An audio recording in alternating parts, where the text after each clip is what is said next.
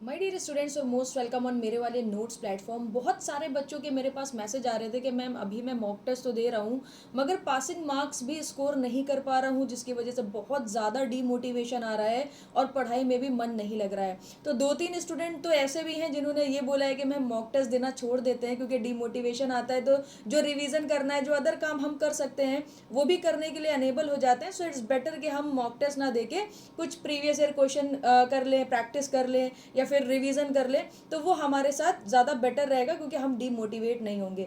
तो आज ये वीडियो बहुत ज़्यादा इंपॉर्टेंट होने वाली है। कुछ इंपॉर्टेंट पॉइंट्स के ऊपर बात करूंगी जिसको आपको प्रॉपर तरीके से सुनना है। सबसे पहली इंपॉर्टेंट चीज़ कि आप अपना जो मोटिवेशन है उसको मॉक टेस्ट से प्लीज़ रिलेट मत करिए। क्यों आप अपने मोटिवेशन को मॉक टेस्ट से रिलेट कर रहे हो, जबकि मॉक टेस्ट क्या है, is just like a net practice. जैसे कि जब वर्ल्ड कप होने वाला होता है या कोई भी फाइनल मैच होने वाला होता है, तो ऐसा तो नहीं है ना कि प्लेयर्स घर से निकल के डायरेक्ट फाइनल मैच में चले जाते हैं। पहले क्या करते हैं, नेट प्रैक्टिस होती है कि नहीं होती है, उसमें कई बार अच्छा खेलते हैं, कई बार बहुत खराब खेलते हैं, बहुत सारे अप्स एंड डाउन्स आते हैं, बट नेट प्रैक्टिस की हेल्प से चीज़ों को इम्प्रूव करते हैं, देन उसके बाद फाइनल मैच में जाते हैं। इन अ सिमिलर मैनर ये जो मॉक टेस्ट है ये आपकी नेट प्रैक्टिस की तरह है। यहाँ पर आप गलतियां भी करोगे, कई बार बहुत अच्छा स्कोर कर लोगे, कई बार नहीं स्कोर कर पाओगे, यहाँ पर प्रेशर भी आएगा, मगर यही आपकी प्रैक्टिस हो रही है फॉर द फाइनल एग्जामिनेशन। तो इसको बिल्कुल भी मोटिवेशन से रिलेट मत करिए, it is my humble request. Otherwise आप हर बार रोते रहोगे, हर बार डिमोटिवेट होते रहोगे और इसका कोई इलाज नहीं है, देर इज नो सॉल्यूशन। दूसरी इंपॉर्टेंट चीज़ आपकी क्या है, ये जो मॉक टेस्ट बनाते हैं कोचिंग इंस्टीट्यूट, चाहे मेडीजी हो गया, चाहे एस अकेडमी हो गया, चाहे अन अकेडमी हो गया, ये हमेशा क्या करते हैं, मॉक टेस्ट में बहुत सारे एक्सपेरिमेंट्स करते हैं। कई बार ऐसा होता है कि आपका जो मॉक टेस्ट का लेवल है वो बिलो गेट होता है तो आप अच्छा स्कोर कर लेते हो।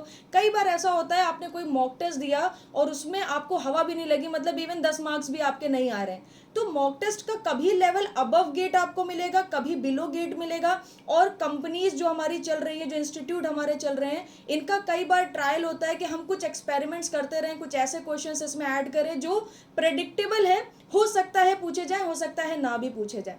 तो ये जो फाइनल मार्क्स आपके मॉक टेस्ट के हैं ये बिल्कुल भी डिफाइन नहीं करते हैं आपकी फाइनल रैंक को, फाइनल मार्क्स को। बहुत सारे मेरे ऐसे स्टूडेंट हैं जो मॉक टेस्ट में बहुत गंदा परफॉर्म करे हैं बट फाइनल एग्जामिनेशन में कमाल का परफॉर्मेंस दे के आए हैं, प्रेजेंट टाइम पर किसी पीएसयू में प्लेस्ड हैं या फिर आईआईटी से एमटेक कर रहे हैं। तो आप सोच सकते हो यहाँ पर अगर आपने हार मान ली, आपने अपना मोटिवेशन लूज कर दिया, तो हो सकता है कि आप फाइनल एग्जामिनेशन में अच्छा करने वाले हो but just because of your net practice via mock test आप फाइनल एग्जामिनेशन तक पहुंच ही ना पाओ with full dedication, full motivation and full confidence. तो ये एक चीज़ आपको यहाँ पर याद रखनी है। आपको मॉक टेस्ट को देखना कैसे है, देखो बहुत सारी चीज़ें, सिर्फ कंटेंट पढ़ के फाइनल एग्जामिनेशन में नहीं जाया जाता है। बहुत सारी चीज़ें, जस्ट लाइक आपको कैलकुलेशन स्पीड भी बढ़ानी है, आपको वर्चुअल कैलकुलेटर भी यहाँ पर सीखना है, आपको अपना टाइम मैनेजमेंट इंप्रूव करना है, आपको अपनी एक्यूरेसी को इंप्रूव करना है, आपको ये भी सीखना है कि 3 घंटे शांति से फुल कंसंट्रेशन के साथ बैठते कैसे। तो मॉक टेस्ट को मोटिवेशन से ना जोड़ के आप ये जो इंपॉर्टेंट पैरामीटर्स हैं इससे रिलेट करके देखने की कोशिश करिए कि भाई वाया मॉक टेस्ट मुझे 3 घंटे की सिटिंग देखनी है कि भाई कैसे बैठना है विद फुल ऑफ कॉन्सेंट्रेशन। इसी के साथ साथ मुझे अपनी कैलकुलेशन को इम्प्रूव करना है, मुझे अपने कंसेप्ट को इम्प्रूव करना है, मुझे ये भी देखना है कि स्क्रिबल पैड को कैसे यूज़ करेंगे। कहीं ऐसा तो नहीं है कि मेरा स्क्रिबल पैड का जो यूसेज है वो लाइक प्रॉपर इफेक्टिव ना हो। तो वो सारी चीज़ें आपको यहाँ पर सीखनी है with the help of the mock test. दूसरी इंपॉर्टेंट चीज़ है, don't behave like a pro और noob after giving the mock test. अच्छा होगा तो आपका कॉन्फिडेंट जो है वो एकदम नेक्स्ट लेवल पर चला जाता है, खराब होता है तो एकदम ज़मीन के नीचे 10 फीट और नीचे आप चले जाते हो। तो ऐसा आपको नहीं करना है। अगर अच्छा हो रहा है इट इज़ गुड, अगर खराब हो रहा है it is also good, you are in a learning phase, अभी आपके पास काफ़ी टाइम है, आप इंप्रूव कर सकते हो। तो करा क्या जाए मैम, हर बार मॉक टेस्ट दे रहे हैं मार्क्स नहीं आ रहे हैं, क्या हम लोग इसको लाइक मोटिवेशन से अगर नहीं भी कनेक्ट करते तो स्टिल क्या पॉसिबिलिटीज़ हैं कि हम इसको इम्प्रूव कर पाए। देखो कोई ऐसा अल्टरनेट मेथड नहीं है, सिर्फ एक ही मेथड मैं आपको बता रही हूँ। टेस्ट देने के बाद, मॉक टेस्ट देने के बाद आपको उसका पूरा एनालिसिस करना है, क्योंकि आपने अगर 65 क्वेश्चन अटेम्प्ट करे हैं तो ये आपकी एनालिसिस में दिखेगा ना कि कौन से क्वेश्चन आप नहीं कर पाए। तो उससे आपको क्या पता चलेगा कि भाई ये वाले टॉपिक्स हमारे वीक हैं, जिसकी वजह से हमसे क्वेश्चन नहीं लग पा रहा है। पूरा सिलेबस तो किसी का वीक नहीं होगा, ऐसा तो बिल्कुल भी पॉसिबल नहीं है कि आपको कोई भी क्वेश्चन नहीं लग रहा। अगर कोई भी क्वेश्चन नहीं लग रहा, एकदम जीरो पर हो, तब तो फिर आपकी प्रिपरेशन ही नहीं है। बट अगर प्रिपरेशन है और आपसे कुछ पोर्शन के क्वेश्चन सॉल्व हो रहे हैं, इसका मतलब है उसमें कंसेप्ट में अच्छी क्लैरिटी है। कुछ पोर्शन के क्वेश्चन सॉल्व नहीं हो रहे हैं, इसका मतलब है उसमें कंसेप्ट में क्लैरिटी नहीं है। तो वो जो पोर्शन है ना जिससे क्वेश्चन आपके सॉल्व नहीं हो रहे, वो आपको कौन बताएगा? मॉक टेस्ट बताएगा। सो मॉक टेस्ट के एनालिसिस करो, वो पार्ट आइडेंटिफाई करो, वो कंसेप्ट आइडेंटिफाई करो जिसके क्वेश्चन नहीं बन रहे हैं। अब उसके बाद नेक्स्ट जो आपका मॉक टेस्ट है उसमें ऐसे ही नहीं चले जाना है। आप वीकेंड पर मॉक टेस्ट दे रहे हो, एक एक वीक का गैप ले रहे हो, तो बीच का जो गैप है वो क्यों है?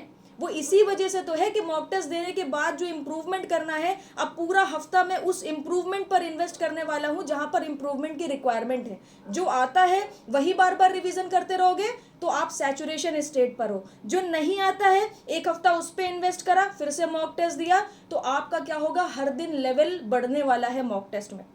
तो आप उसे आइडेंटिफाई करिए, ये भी चेक करिए कौन सा पोर्शन ऐसा है जहां पर कैलकुलेशन मिस्टेक हो रही है। कई बार यूनिट मिस्टेक्स की वजह से क्वेश्चन गलत होते हैं, तो हमने यूनिट पर वर्क कर लिया, हमने कैलकुलेशन पर वर्क कर लिया, हमने वो कंसेप्ट आइडेंटिफाई कर लिए। इसी के साथ साथ ये बहुत ज़्यादा ज़रूरी है कि आप प्रीवियस ईयर क्वेश्चंस को सॉल्व करके ही मॉक टेस्ट दो। ऐसा बिल्कुल भी नहीं होता है कि आपने कंसेप्ट पढ़ लिया, now you are a pro person, you are a pro student, there is no need for extra practice, there is no need for previous year question, हम मॉक टेस्ट में तो एकदम आग लगा देंगे। ऐसा नहीं होता है। Step by step he improvement होता है। प्रीवियस ईयर क्वेश्चंस को सॉल्व करके जाइए, प्रॉपर रिवीजन करने के बाद मॉक टेस्ट दीजिए, मॉक टेस्ट देने के बाद प्रॉपर एनालिसिस करिए कि कहां पर कमी रह जा रही है, कौन से पोर्शन के क्वेश्चन सॉल्व नहीं हो रहे हैं, और फिर उस पर वर्क करके आप नेक्स्ट मॉक टेस्ट पर जाइए। दूसरी बहुत इंपॉर्टेंट चीज, आपका जो स्केल है ना उसको 0 पर सेट कर दो। बहुत ज्यादा एक्सपेक्टेशन लेके मत कर चलो कि 85 आने वाले।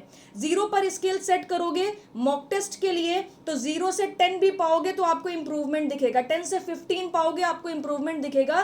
तो ये सारा माइंड गेम है। चाहो तो डीमोटिवेट हो जाओ, चाहो तो इसी को ही मोटिवेशनल फैक्टर बना के बहुत अच्छा फाइनल एग्जामिनेशन में कर सकते हो। एंड आपके मॉक टेस्ट के नंबर बिल्कुल भी डिफाइन नहीं करते हैं कि आप फाइनल एग्जामिनेशन में कैसा परफॉर्म करने वाले हो। सो होप सो आपको सारी चीज़ें समझ आई होंगी। Thank you very much. इसके अलावा भी अगर आपके कोई क्वेश्चन हो, कमेंट सेक्शन में लिखना बिल्कुल भी मत भूलना। And one more very important thing, इस चैनल को लाइक ज़रूर कर देना और सब्सक्राइब भी कर लेना, क्योंकि फ्यूचर में आपको बहुत ही इंटरेस्टिंग एंड इंपॉर्टेंट कंटेंट इस प्लेटफॉर्म पर देखने को मिलेगा। Thank you.